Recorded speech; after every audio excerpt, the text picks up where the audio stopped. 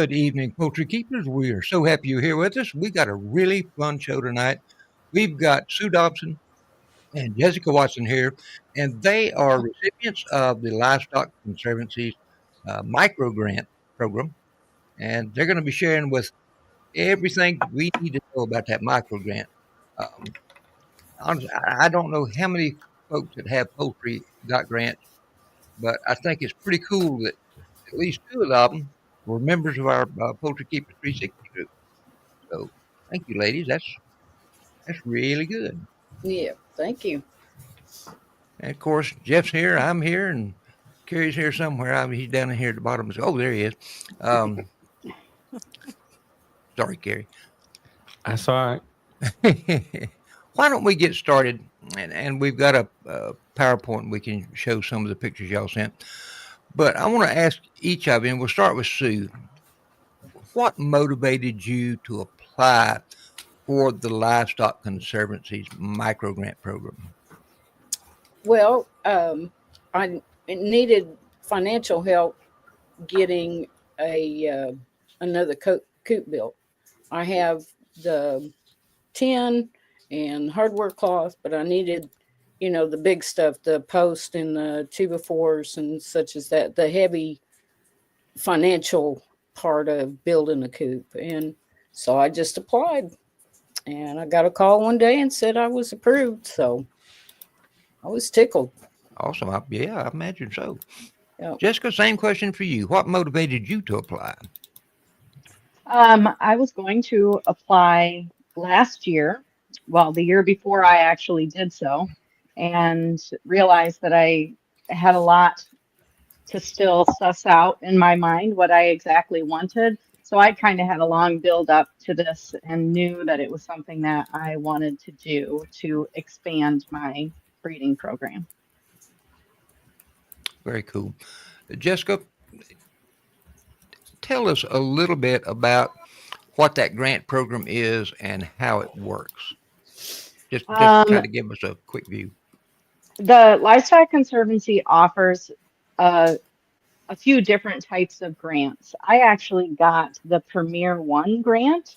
And then they have, I don't know, maybe Sue got the national grant that actually comes through the Livestock Conservancy. Yeah. And Premier One is just who funds it, but it doesn't mean that all of your items or all your money has to be spent with Premier One. They're just the sponsors of it. And then they have youth grants, and then they have different grants for clubs as well. So they have a wide variety available, and multiple people, I think 15 people were awarded grants this year. Yeah. And it can be, there's different levels. So you can ask for a little bit for something really specific, or you can have an expansive project that you lay out, which depending on what you choose, you're going to have more or less work to do on your grant proposal. Did that answer the question? Yeah, yeah. Yeah. I wonder how they would look at a 40 by 70 barn. That would be awesome to propose, but you would have to propose a portion of it, maybe the right corner, just that area. Hey, every little bit helps. Yes, exactly. What trying to think here, but do you have to be a member of the Livestock Conservancy to apply for these grants? Yes. And you need to be actively working with a breed that they have listed in their conservancy list. So that makes sense. Yeah. I can't remember, but do they have to be? Does the breed have to be recognized with the American Poultry Association or the American Animal Association? No. Okay. No. Okay. No. That's good. And the Jeanette wanted me to let everybody know that they're opening up again May the 15th through August 15th. Yeah, it won't be long. Another grant period. So, if people are interested, they need to kind of get an idea ahead of time what they want, what they need. It's not really a fast process. it was not a fast process for me. Maybe if you just want one specific thing, it would be, but for me, it was like an all-consuming, what do I really need to push my program forward? And then, trying to make it be the best. It's pretty competitive. So you don't want to, if you're going to put the effort in, you got to give it your whole effort. Sure. Yeah. Jessica, let's pitch this question to you and then we'll catch Sue. How would you describe the application process? What's it like? I actually printed my application for this because I was pretty extensive, and it was something that they mentioned being appreciative of, that I included a detailed spreadsheet of our expenses, including like what the cost would be to get certain things at Menards, or what the cost would be to get the fencing I needed. So I was very detailed, and my husband helped me with that part because that's not my thing. I am very good at writing about my passion. So I was really focused on writing about, you write about the history of your breed and your history with the breed, your club participation, and project goals, which the project goals part for me was relatively extensive because that was what I was actually asking for the money for, each individual goal I had. Then you include a project timeline and a project budget. So it's not for the faint of heart. And then you also have to include how you will evaluate your project if it's successful based on the goals that you set out to achieve. And then the Livestock Conservancy wants you to benefit other people as well. So are you just breeding beautiful birds for your backyard, or do you have a plan, for this breed to go out to the masses and hopefully improve and go from critically endangered and move up the list? That's the ultimate goal for them. Jessica, you mentioned goals. Excuse me. Would you mind sharing what your goals for this project were? I've talked to you about it, and I've got a little bit of an idea, but I think the viewers would like to know as well. So my goals for what I wrote for my application are pretty extensive. I won't put you through all of that, but I had 4 main goals, and I needed to acquire a higher capacity incubator, and I laid out in detail why that was the case, because chamois hatched in larger batches I can keep together for longer. They're not the type of birds I can put staggered ages together in a brooder, so that was problematic for me. We needed a brooding room in the basement because they're a very slow growing breed and they're not cold hardy. So hatching in January in Wisconsin requires them to be in a temperature controlled area. And then beyond the brooder, I was really inspired by the pastured poultry concept.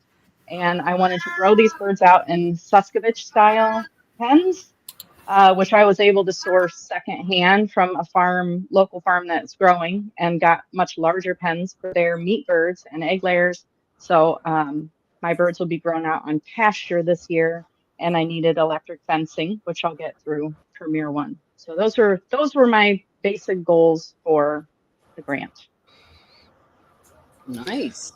Sue, Yes. how was the application process for you? I know you had a much smaller and probably simpler grant to apply for than Jessica Yeah. did.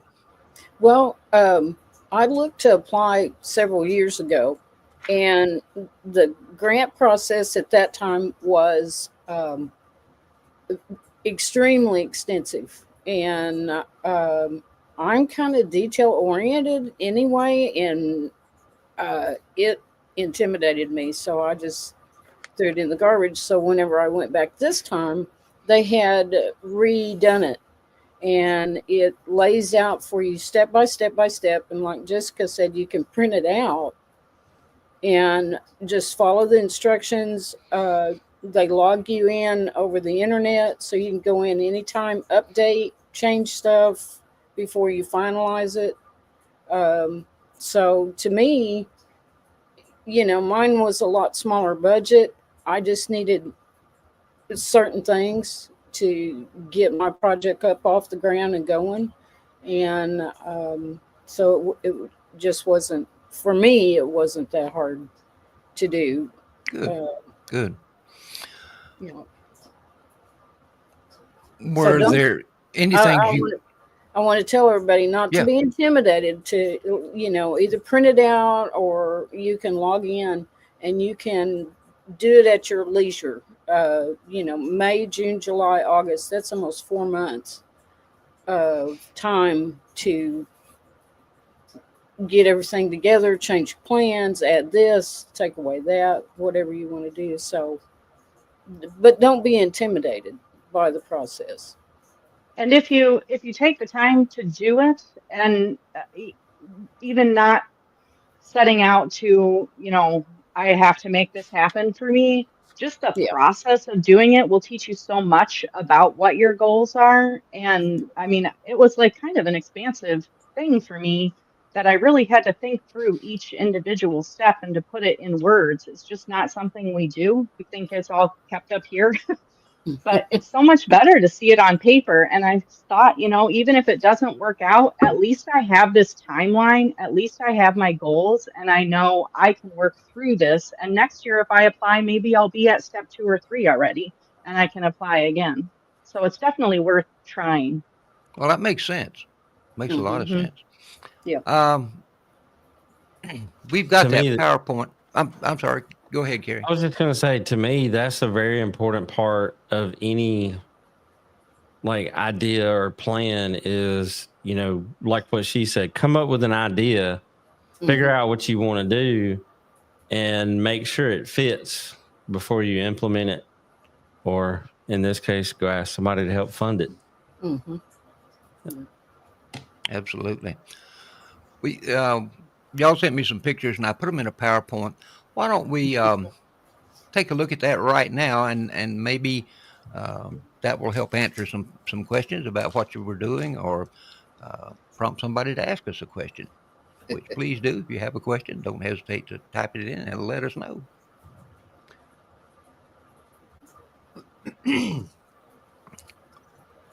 Sue, um, these first series of photos are from you. So as we go through them, I'll let you talk about it and subscribe or Okay. explain them.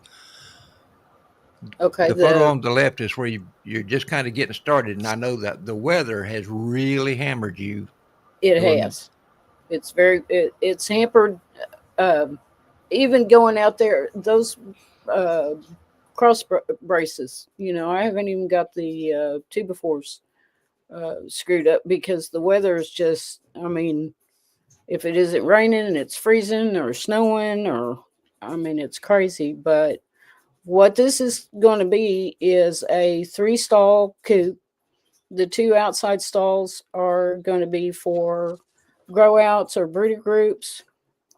The center part is going to be a storage area and have drop down doors on the inside so you can gather eggs and not interrupt. But the Krivker, mine are really tame, but when you walk amongst them, they do get flighty. They tend to want to jump up.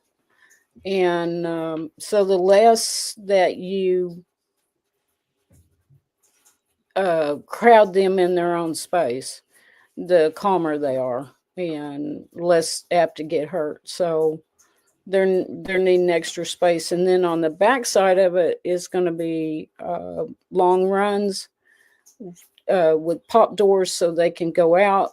It's going to be netted and covered because they do like to get out and dig in the grass and eat weeds and bugs and dirt and sand and be chickens.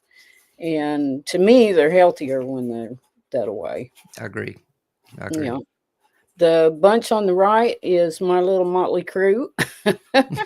That's last year's cockerel. I almost put him in the freezer, but he's kind of grown. I learned from my mentor, Connie Ablin. Wait till they're 2 years old before you put them in the freezer. And sure enough, he's bloomed, and he's going to be in the breeding program this spring. And so, but yeah, and there's a couple of Rhode Island Reds. They're pullets.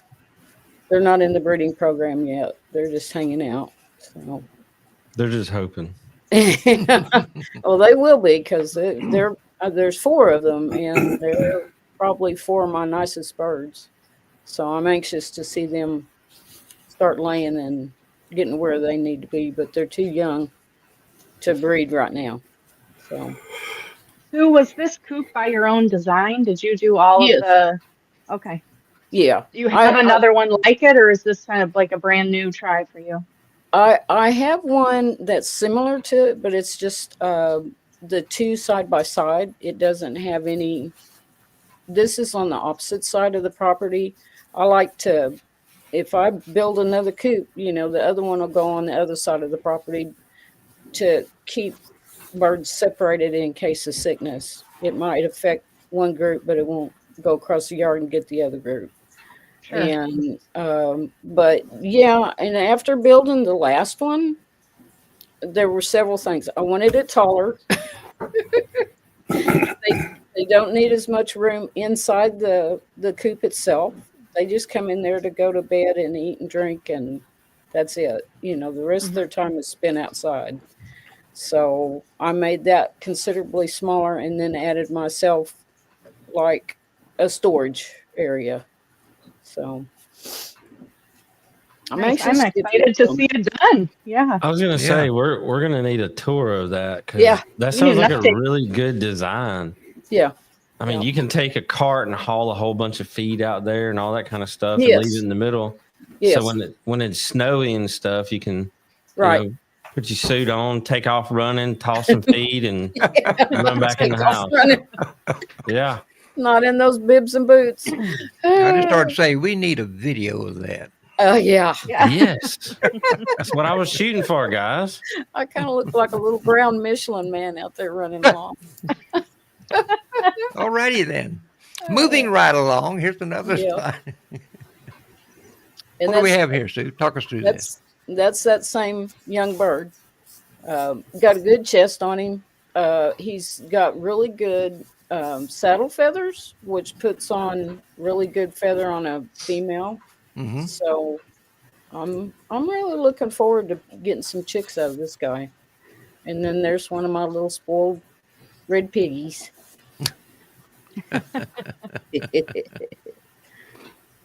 See, I think we've got 2 more of yours here. Yeah. Okay, and let's see, get them straight. Okay, the one on the left that's Steve, and he's in a breeding pen with 3 girls. And then the one on the right is Mr. Chicken, and my little super prize winning Dixie is in there along with Penelope and a little no-name female. But they're all grouped pretty much because they're all almost identical. So I will say I really like the crest on your cribs. yeah, So many of them I see are more like a Polish crest. yeah, they're not supposed to be. They're too big. Yeah. You wouldn't believe, Rip, how many judges I've had. Oh, you need to breed a Polish in there. You need to breed a Polish and get that crest bigger. Baloney. No, they're not. It says right in the standards, swept back, and their feathers are supposed to look like their hackle feathers, which they do. And I'm probably about to get into trouble here, but most of the Polish I see today, yeah, have crests that are too big. yes, sir. I agree with that too. Yeah, they're supposed to be able to see. Yeah, some of them blind as a bat. Yes. Yeah. But Okay, Jessica, I think we've got some of yours coming up here. What are we looking at, Jessica? We may have lost her. oh, Has she fallen in a hole somewhere? She is spinning in circles. Yeah, she's got the spiral of death. yes. Uh-oh, she just spiraled off. She'll be back. Yeah, Just give her a minute. But that's her basement where she's going to build the brooder. right, Uh-huh. right. She's got it taped there on the floor. She talked to me about it before, and If she told me how big it was, I can't remember. It may be like a 10 by 10 or 12 by 12, something like that. But it's a nice size room. Yeah. And she's got the window there for ventilation. Mm-hmm. Good location for it. Yeah. Mhm. Yeah. She needs to talk to Craig Hansen about her filter, the air filter down there. Yes. It amazes me how much Yeah. dust Oh yeah. just a simple box of chicks can create. Yep. In such a short period of time. In no time. Yeah. Man. Yeah. Well, we'll just kind of ease through these. This is where her husband's got she's the building. framework going. Yep. Yep.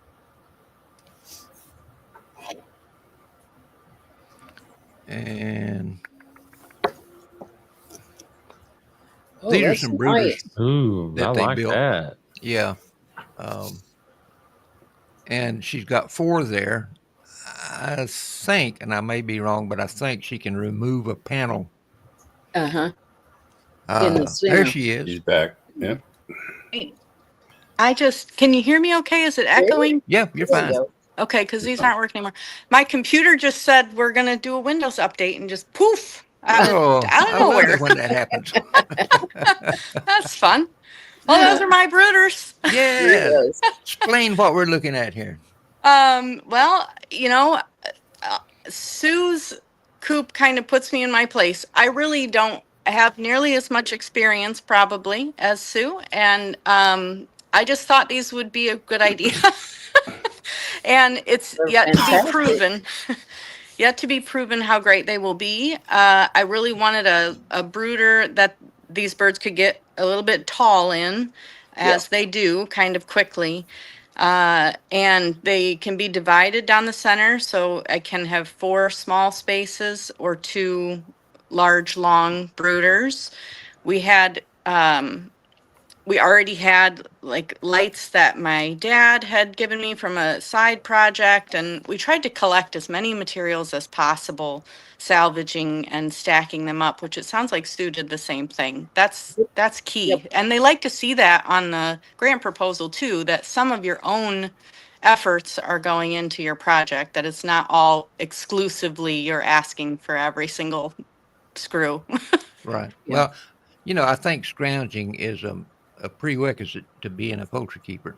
Yeah. I was going to sure. say that's a trait that every poultry keeper I know has. Yep. Scrap. We can reuse something for sure. Yep. I got to ask you, Jessica. Is that wood floors? Are they wire? How do you clean them? So there are just wood floors, but we got this kind of thin rubber matting that rolled out along the whole base of it. So, and that can be taken out and scrubbed down or power washed at the end of a season.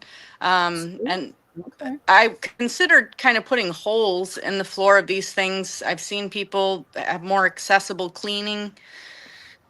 But we'll see. Maybe there'll be an evolution. I thought I'd go with no holes and see how it went first. Yeah. Yeah. I think you That's a made a- nice design. A wise decision by doing that. No holes.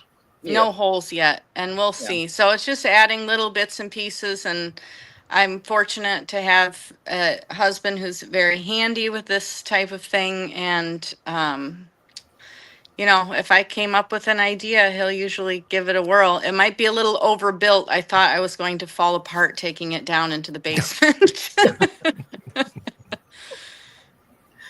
I can understand that. I He tend to does good overbuild woodwork. things. Yeah. He does. And then I left, there's room for storage under it. But another thing that I wanted to roll into this is I'm a big gardener. And so the part that you can't see on the side, we left room for shelving, and the shelves each have lights. So I can also start seeds in here. And it Sweet. keeps it safe from, we have a house cat who likes to eat the tops off of things, and, so that's kind of an added benefit. Mm-hmm. Nice. That's cool. Yeah. Well, ladies, I sure appreciate you sharing those photos with us. I like how on the brooder, I I noticed that she's incorporated some of the stuff that y'all tell everybody about. She's got it to where she can hang her feeders and hang her waters so she can adjust for height. I like that. I like how, in the photos you see the heat source on one side so they can get to the other side if they're too warm or go back and forth. You can tell that she did a lot of thought in that design. Yep. And I think no matter how much you think about it, as soon as it's done, you go, oh man. Oh yeah. Hindsight. Yes. So I didn't put enough thought into the shavings getting kicked out of this. And so we have like a kickboard, but between the kickboard and the door, there is a gap. And so, of course, that is the most delightful place to try and smash yourself to roost on.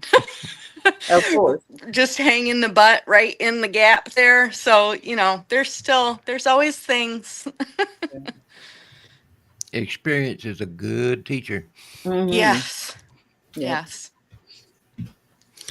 Okay. Oh, here's a good question. Yeah, go ahead. In the previous slide where I think, Jessica, you had your computer decided to reboot. It did. One of the slides is where you had the blue tape on the ground. And we were wondering, is that room like a 10 by 10, a 12 by 12? How big is that corner? I think we ended up going with 8 by 10. All right. Ended up going with 8 by 10. I wanted to obviously be able to swing those brooder doors open.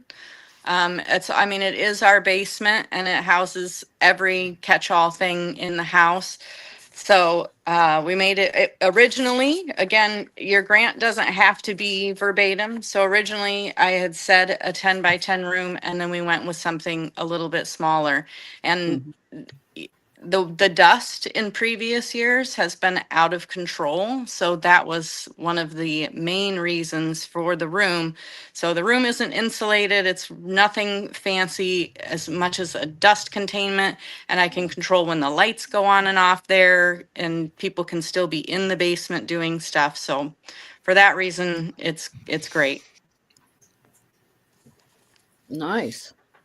What about, are you going to put an air filter down there or? That is the plan. And it's kind of hard because dust filters, actual air purifier, there's kind of a range that we could go with. And so we're just getting an idea now that there's actually birds in there, what kind of capacity we would need and what direction we want to go rather than, again, buying something up front and it not being what we need.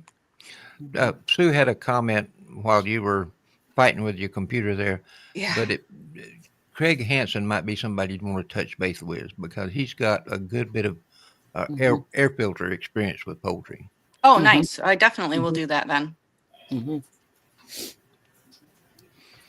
We got any new questions? One person they're wanting to know, is the room heated or is it just the temperature of your basement? The room is just the temperature of the basement. Now, when I have plants in there and stuff, I imagine that the temperature of the room will increase with more lights on in there. But right now it just has, the bottom has the brooder plate, and Shamos, they tend to take themselves off of heat quite early, which is nice. But it's working with just the brooder plate down there. And it's, I don't know, hovers around 55 degrees. That's not bad. It's not bad. Well, That's I mean, not bad. the biggest concern with most poultry is not so much the cold temperature, it's the wind. And having them down there, I mean, that's perfect because they start to get used to the cooler temperatures, but they've also got their heat lamps or not their brooder plates, and they're out of the wind. So, like, I mean, if I could get away with it, I would definitely move a teenager out of my house and turn a room into a brooder room. Yes. Good luck. Yeah. You're going to lose that battle, Kerry. Yeah. Got one leaving tomorrow. Yeah. I bet you won't put any chickens in that room, though. Nope. I wouldn't even ask. Yep. Before we get back to any questions or anything, there's something I need to do here, so just bear with us for 33 seconds. We would like to take a short break to express our appreciation to the Portrell Company for their sponsorship of the Poultry Keepers 360 Live programming. Portrell has been a trusted name in sustainable farming and poultry nutrition for decades, and their commitment to providing high-quality, natural products align perfectly with the values we hold dear in our poultry community. Thank you, Portrell, for partnering with us to empower poultry keepers everywhere. We're truly grateful for your dedication and support. Okay, and we are back live. Jessica, what resources or support did you use when completing your application? Jeff. I did. Oh, that's a good one, man. Yeah, Yep. Jeff. I put a lot of thought into who I wanted to write my letters of recommendation. And of course, I went to the people who've helped me most with the breed or have at least, seen the birds, which is challenging for some people. You could be working for a breed, and if you're not actively showing them, then maybe not a lot of people have actually seen your birds or know what you're all about. So I don't know if this answers the question, but it's something I would recommend is getting involved with a group, with a breed organization. If there is no breed organization, in my case, I got involved with the SPPA, and Jeff helped me formulate feed and worked with me a lot of back and forth, getting to know what I needed and what was working, what wasn't working. So I would say that just making sure you have people that you are working with that have more knowledge than you in certain areas is pretty important, just generally, if you're going to be working with poultry, but especially if you're going to apply for a grant, having peers and people who are, mentors. Sue, same question for you. Do you have any resources you relied on, or did you just Yeah. kind of wing it? I did just like Jessica. I went back to um, uh, my friends and people that have been with me through this entire process of getting into the Krevker and raising them, showing them, uh, being,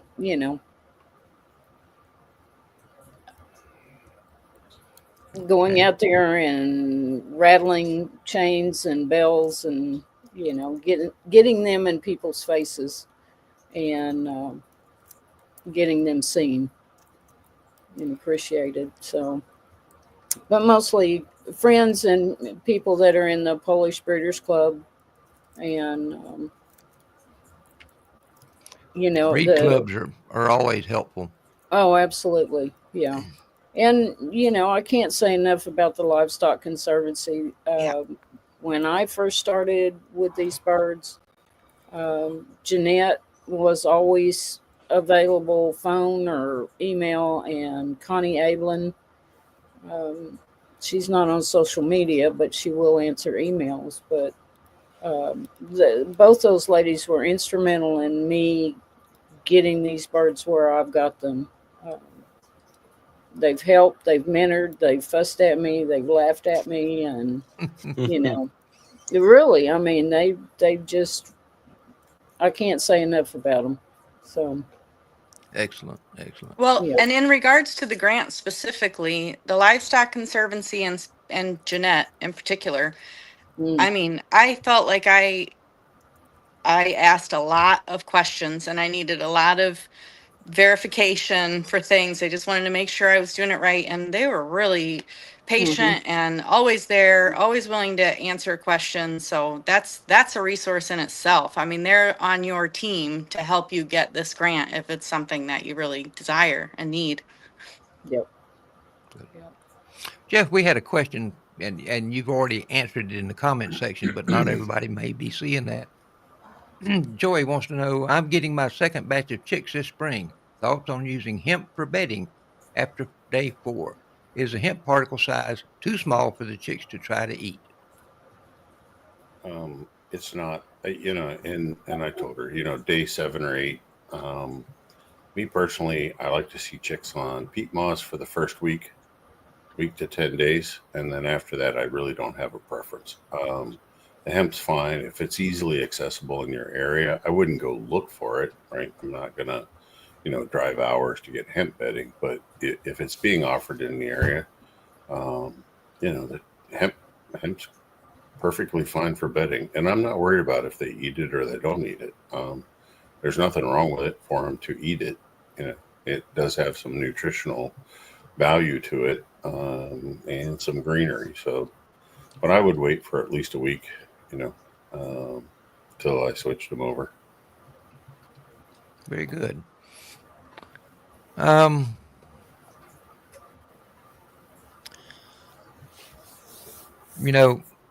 Jessica, you were talking about goals earlier. What were your specific goals for your project?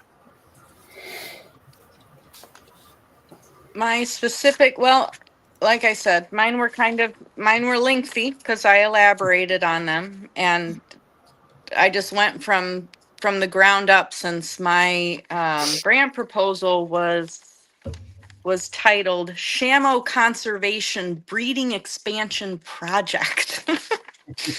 uh, So I started at square one, which was the incubator, and I worked my way through the goals based on what I was going to need to grow the bird. And I didn't, when I went into the grant process, I thought I was going to be focusing on breeding pens. And then, through writing all these things down and answering the questions that they provide, I realized that didn't make any sense. That if I had more breeding pens, I was just creating a bigger problem earlier in the line of things, which is incubation, brooding these birds, growing them out. If I didn't have that set up, it didn't really matter how many breeding pens I had and how many I could produce. So incrementally, I just went through my goals with the incubator, what I needed and how I was going to utilize it, the brooders, what I needed and how I would utilize that, how it would improve my program compared to what I was currently working with, which was, I could not have made it any bigger, again, because of the dust problem and it being inside of my home. It just wasn't possible. And then I went with Beyond the Brooder and how I would manage this amount of grow outs of large birds. And this last year I had a lot of luck with them free ranging, but it's too hard to keep track of them and having different ages. So I'm going with 3 Suskovich style tractors where I can have 3 different hatches, different ages in those, and incrementally make progress. And then, at that age, then it's about getting them in the hands of some other people once you see if they're going to be worthy breeding birds and show birds. I don't really let pets leave out of here. So since we started processing our extra shamos, that made it more important to grow them out on pasture, because I want to have a big bird, a healthy bird, not just a grain fed bird. So that sort of filled a lot of our homesteading goals too, because they do fill our freezer. They're big birds, even at just, 5 Hmm. months old. I've seen pictures of some birds you have processed and cooked, and man, there's a lot of meat there that most folks would not expect to find. Right. Yeah. Yeah, there's a lot of bird there, and there's a lot of bone there. So I mean, they're useful not just for meat, but they make a great bone broth. And I mean, they do have value as a homestead bird, as crazy as that probably sounds to some people. No, I can see that. I can see that. I mean, looking at them, you wouldn't think so, but No. yes, if you know what you're doing, right, there's plenty of meat on them, and man, for bone broth, it'd be hard to beat. I mean, just Yeah. massive structure. So, Well, yes, and the legs, when you have legs this long, yeah, that makes makes for yeah. a lot of good bone broth as well. So Are you Mhm. keeping the feet? yes, it's not my favorite part. The feet and the heads. I look at them in my freezer and I just think, can someone else do this part for me? No, I meant for the bone broth part of it. That's where the feet and the head should go as in part of the I bone broth. know, and I it's don't. just I not don't my eat the feet favorite. either. They're looking at me. Yeah. Oh, I'll be interested to know how your Suskovich experiment goes, Jessica, because I would like to do the reds like that to get them out.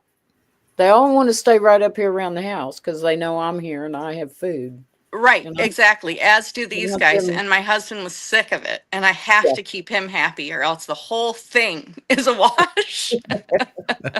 Yeah. Um, Sue, I would think that Reds would do well Mm, in a Suskovich style tractor. Um, Al Hansen used to raise all of his out on. His were more of an A-frame style. They weren't really yeah. tractors, but Yeah. field houses is what he called them. What's that fella's name up there in, is it Washington or Oregon that has those too? Oh, Mike Omeg. Yes. Yeah, Yeah. he doesn't have any birds anymore. Oh, that's a shame. Yeah, Yeah. but he He had had a a dandy setup. nice setup. Yeah. Yes, yes. Yeah. Well, and the setup, that one of the questions that they ask is, what is the benefit to others? And so that was something that was important to me. I didn't, because Shamo history is not as a homesteading breed. That's Right. pretty common knowledge. So one of my goals was to figure out a more practical management method for the birds that would make them more appealing if somebody did want to show them, did want to have a small flock. How can they do that? Because having Filipino style drop pens all over your yard, or birds with tie cords, like, this is very foreign to most people. They need a practical way to raise the breed. And that Yeah. didn't, it was hard to find for me getting into it. So I feel like I'm just trying to pioneer that a little bit and see if it can be done. I don't think many people really realize the contributions that the Asiatic fowl and the Oriental games made to a Mm-hmm. lot of the dual purpose breeds we created here in America. Yeah. That's where we Most got most of the size from, was from them. foundations. Yeah. Yeah, brown eggs.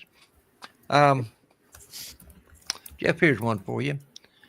For my feed mix, can I substitute my protein content with just peel peas and yellow and green split peas? I don't have access to soybeans, crab meal, or sesame meal. And another comment, they said they also have fish meal. so peas and fish meal alone. Okay, mathematically, yes, I can get it there, but the amount of fish meal that you would have in there if you wanted to eat these birds, or if you wanted to eat the eggs, they're going to definitely be fishy. So peas are only 22% protein. Um, to get to make like a starter feed or something like that, you'd have to feed almost all peas. Well, and I did answer it if you want to bring that up, and I'll bring it up. So, I got it. Peas, I had it. There we go.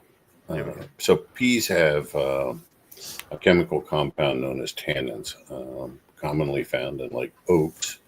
Oak trees are really high in tannins. Certain other vegetation are high in tannins.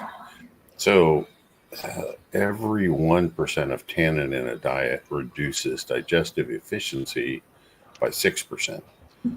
So, through trial and error and, reading a lot of periodicals, you can pretty much go to about 30% peas before you start to see that degradation of nutrient absorption, right? And I've made diets at 40% peas, and they're not as efficient as I want them to be. I just don't go over 40% peas in the diet, and you're not going to get the protein you need for most birds with that level of peas. You can run the fish meal up, but again, you're going to have some really funky tasting meat or eggs. So Yeah. So the short answer is no. You can't do it all with just peas and fish meal. Okay, it's not going to be good.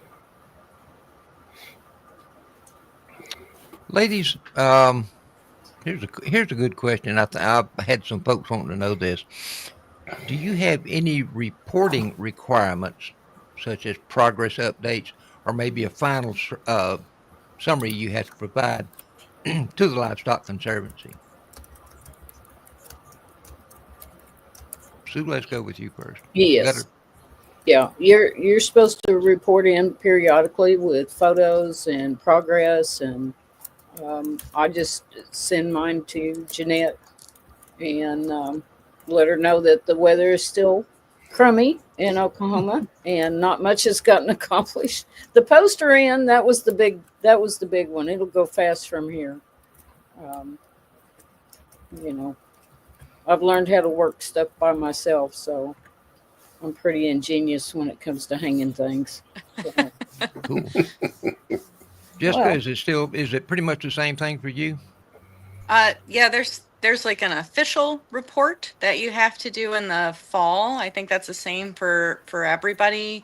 You have to do that before they choose their next. I'm not sure if they share that with people or if that's just for them and who provided the grant to actually give a written evaluation. And yeah, then you also have to give an evaluation up front in your grant proposal, which mine was probably more extensive than yours since yeah, it spanned across all these different age groups. Of what could be a failure of your project, how would you recognize it not working out, what some of your goals are. So I put in there that I was unable to track a lot of like the weights of my birds, the uniformity of growth. It was hard to track things because I had to have all these different staggered hatches, and there was inconsistency with the environment and the times of year they're being hatched. So it was hard for me to really get a good picture of that.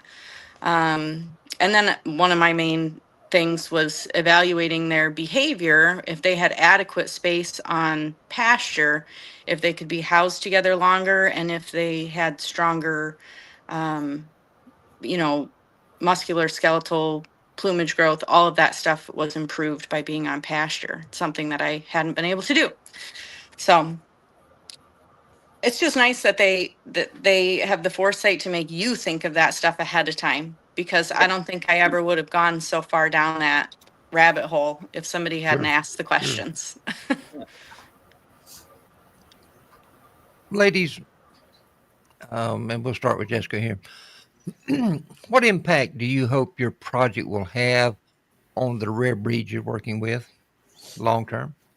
Not just for you, but is there going to be impacts outside based on what you find with your projects?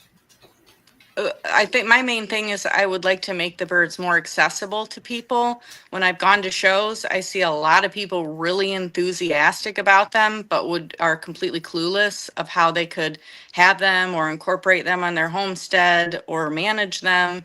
So that's my main goal, is to come up with solutions that are accessible to everybody and that can be clearly laid out to somebody who wants to, give them a go. It's information that's not out there, and I think it keeps a lot of people from trying to have Oriental fowl at all. Okay.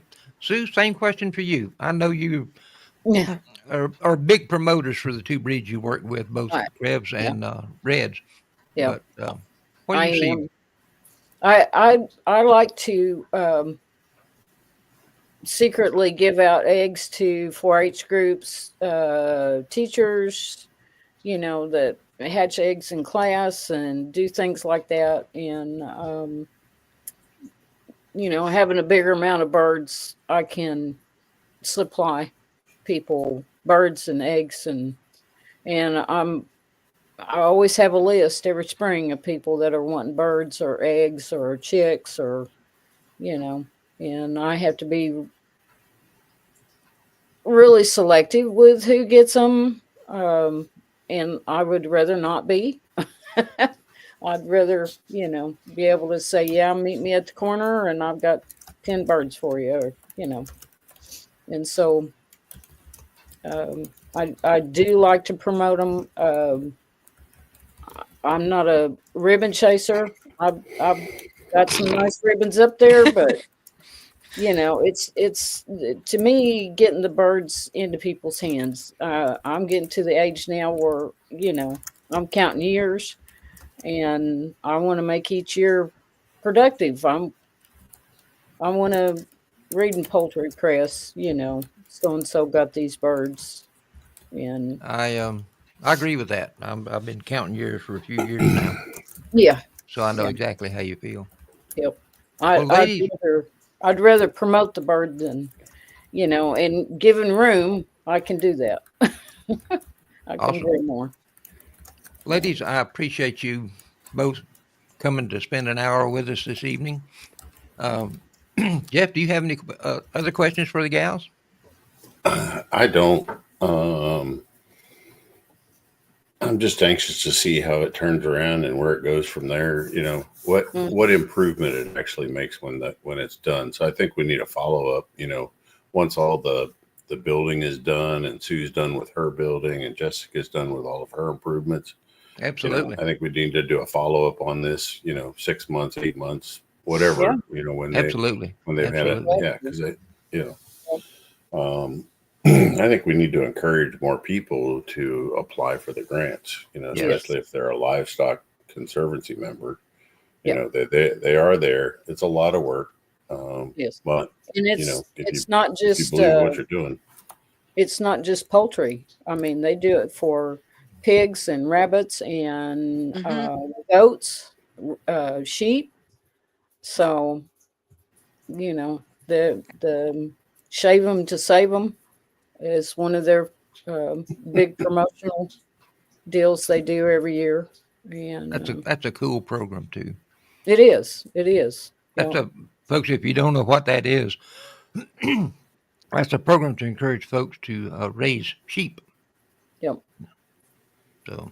Yeah, because they connect them with buyers of the wool, and they turn it into yarn, and then there's people that buy the yarn, and yeah, it's a really cool deal. It is. Yeah. Very awesome. Carrie, what about you? You got any questions or comment? Look, I'm just excited to see a Shamo in a tractor. Yes. Because look, I want to see the modifications, because I feel like after one's been on pasture for a few months, because I know she feeds her birds well, they're also going to be eating all the stuff that they find, so they're probably going to be a little bigger in size. And I mean, the bird, they're like this, so they're going to be like this. They're going to be like, hey, raise the roof a little bit. I know. I was thinking about making little harnesses so they had to pull the tractors themselves to move them. All righty then. Well, so that does bring up a question. So a typical Siskovich tractor has a 24-inch sidewall. Did you think about making that a 36-inch sidewall? Only because, is it your largest male pretty much 34 or 36 inches tall? Yeah, he is as an adult, but I mean, I was being serious with that, because I've seen her ginormous birds. I bet she's got the walk-in Siskovich. It's a walk-in. Yeah. It's a walk. They're all walk-ins, and the way that they're built, there's extra PVC that comes down, so the roof could be brought up on the wooden side frame. Yeah. Okay. I just didn't know, even though his pen design is 24-inch side, there's no reason why you couldn't make it taller. Yes. You can modify the base. Yeah. I'm sure it will all be an adventure. Yeah. And people are really curious about, both breeds, but like the Shamos, you brought it up for the homesteading community. we also there needs to be a warning label on a Shamo. You showed the picture of your black eye when, if you're not paying attention. Yeah. And I don't know that all of our listeners saw that post. And okay, they're docile 95% of the time, but that doesn't mean you don't drop your guard when you're out there working with them. Well, no, and I was going to mention this listening to Sue. I am envious because, yes, when you're passionate about a breed, you want to get it into everyone's hands. But I do have an abundance of caution as people want to have something really unusual for 4-H or for whatever, and they don't have any experience, but think, well, I've had chickens for a long time, or, well, I've had an aggressive rooster before. These are like hundreds of years into being combat chickens. They're not just an aggressive rooster that's trying to chase you off, or, I mean, they got moves and they got power. And you have to be able to recognize their differences in behavior. And sometimes they're just being really friendly, and that could intimidate a kid and cause them to act unusually and trigger them. Getting them in the right hands is super important, and finding a proper way to manage them so you can really evaluate what is their behavior. Maybe if they're not grown up in little pens and they have more access to pasture and moving around, they will be a little bit more subdued going through that juvenile phase. So there's a lot to be discovered, I guess. We'll see. Absolutely. Or they'll have lots of vigor and they'll come. Yeah. Right. That's what I think is going to happen with that free ranging idea. Is they're going to be more, I don't want to use the word aggressive. I think they're going to be more energetic, and they're used to spreading their wings and being out there running around. So have you tried putting your old rooster when you free range them, typically in the game fowl community, that they put like an old broodcock out there, and he keeps the peace, right? So he stops any fighting amongst the youngsters, and that's been going on for years. That's just how they manage it. And yes, and my American game is really good at that. And I am not, just because of my setup and the fact that where my pens are now, I can't observe them from my house or be in the yard. So this will be a little bit different. I'll get the chance to try that where I can actually see what's happening, because I do not have the confidence to put them with children of their own kind and expect them to be nice. Yeah. I heard everything's fine until you have to watch, because if you have a rainstorm, it changes their appearance enough. This is true. This is true. So you'll be running out there to get everybody separated in a hurry if it starts. They act like you've put them in with a group of strangers as soon as it rains, and all bets are off. Really? And that's all instinct. Oh yes. That's 100% instinct of the bird, right? That hundreds of years of developing it as, for fighting purposes, but it was in the bird to begin with. We've kind of dumbed that out of all other roosters, but the game or fighting chickens, it's still there. It's very much alive. Absolutely. And if you change the rain changes their appearance enough that they don't recognize each other, and they'll start fighting, right? It's a mess. Yep. Even the girls. Yeah. So Joy did ask, can you put the Shamos in with other heritage breeds? And I would think not. I mean, because I have what I have going on here, I have 3 now hens. This was kind of an experiment, and they're with my regular flock. There is a American gamecock in there, and he keeps the peace. I mean, he runs tight ship because they will go after the other girls, and he comes right away and he breaks it up. So I think without him, you could never have them in with other birds because they're just dominant. I mean, above everything, they're the boss.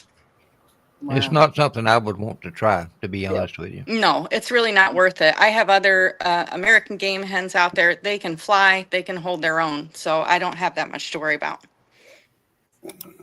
Shaggy really liked your idea of harnessing them to move the pen.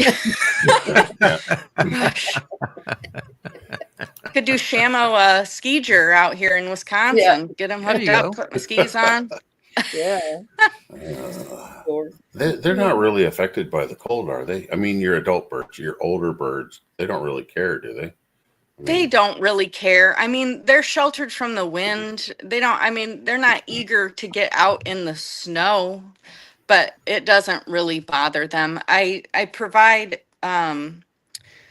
like a shelf for them to roost on that has bedding because they're completely naked, Keel. So they can actually get down and they have very long legs. So if you're going to put them on a 2x4, their legs are going to hang, over the sides. They're going to be cold. So Yeah. other than that, they don't need many accommodations. Interesting. You Well, need I to have know had that. fun tonight. I Right. hope y'all have, and I hope our viewers learned a lot. So don't forget now, you want to be back in 2 weeks. We're going to do a kind of a different sort of program. I've been talking to Mandolin Royal, and she and I are going to do something on intermuscular fat and how it affects the flavor profiles of our birds. That's interesting. It's a pretty fascinating thing when you get involved in it. So until next time, keep enjoying your birds and having a good time with them. Thank you so much, y'all.